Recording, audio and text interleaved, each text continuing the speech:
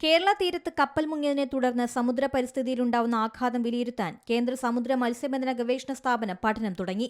അപകടകരമായ ചരക്ക് കയറ്റിയ MSC എൽസ 3 എന്ന കപ്പൽ മെയ് 25-നാണ് മുങ്ങിയത്.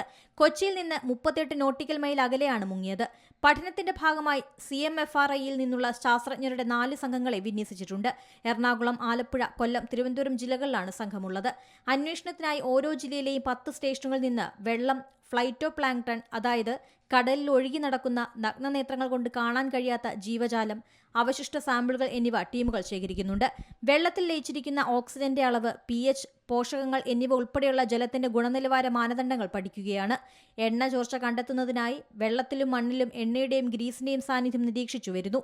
അപകട സ്ഥലത്തും പരിസര പ്രദേശങ്ങളിൽ നിന്നുമുള്ള സാമ്പിളുകൾ ശേഖരിക്കാൻ ഓൺബോർഡ് സർവേ ആരംഭിച്ചെങ്കിലും പ്രതികൂല കാലാവസ്ഥ കാരണം അതിന് തടസ്സമായി. വരും ദിവസങ്ങളിൽ കാലാവസ്ഥ അനുകൂലമാകുന്നതനുസരിച്ച് സർവേ നടത്തും.